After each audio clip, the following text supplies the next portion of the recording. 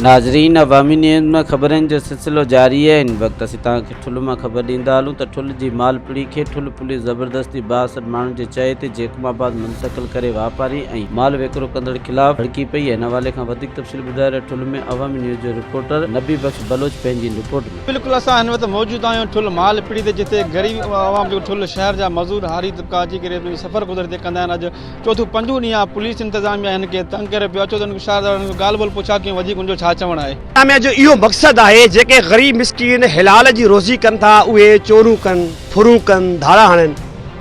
हुनजो मक़सदु इहो ई आहे। जॾहिं भाउ हे रोज़ कमाए रोज़ खाइण वारा जॾहिं सुबुह जो हिते अची करे हिकु अधु पहरू वठी ऐं विकिणी करे बचनि जो सफ़र गुज़र कनि था त उनखे आख़िर छो बंदि थो कयो वञे। हुनजो चवणु आहे त तव्हां वटि का लिखत आहे जो तव्हां हीअ पीढ़ी हलायो था। अरे बाबा, तव्हां वटि का लिखत आहे त असां हीअ पीढ़ी बंदि कयूं। हितां जो MPA MNA उनके ख़बर आहे, ख़बर जे बावजूद भी इन मिस्किन सां को भी सहकार नथो करे। कि हमेशा हिन ग़रीब मिस्किन सां कल भी गॾु हुआसीं, अॼु भी गॾु आहियूं, हमेशा गॾु रहंदासीं इंशाअल्लाह। जेसि ताईं हिन जो मसइलो हल न थींदो तेसि ताईं असांजो एहतजाज जारी ऐं सारी आहे ऐं जारी साइड रहंदो। करने असां ग़रीब आहियूं, रोज़गार कयूं था। टाउन हलाए, चेयरमैन हलाए, MNA हलाए, MPA हलाए, केर भी हलाए, असां राज़ी आहियूं साईं। असांखे ग़रीबनि खे छॾनि राम करने असां को इहो गुज़ारो कयूं।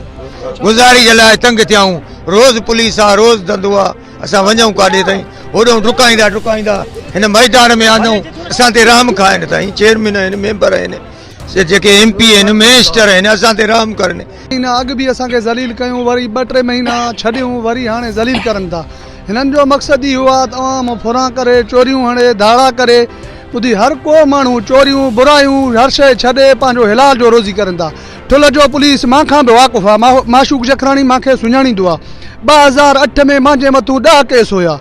उहे असां छॾे तौबा था थी, जेल काटे पंहिंजो हिलाल थी हिलाली रोज़ी कयूं था। हाणे असांखे खाम खाए हथियार खणाए रूपोश करणु चाहे थो। ठुल पुलिस सॼनि खे ख़बर आहे घणा माण्हू हिते सुधरी चोरियूं छॾे बुरायूं छॾे हिलाल जो रोज़ी करे थो। हिननि जो मक़सदु आहे साॻी आहे चोरियूं धाड़ा करनि, असांजो पैसा मिलनि, फॾो थिए, फसाद थिए ठुल में। असां इहो नथा चाहियूं करणु छॾनि। असांजो हक़ आहे रोज़गार करणु। असां को धाड़ा फुरा कान था हणूं पिया। असां मिस्किन सां असां न डॉक्टर सौरभ MPA का भी मदद नथो करे। मज़ीद खबरों और तफसीलात के लिए विजिट करें हमारी वेबसाइट www.awamiNewsHD.com।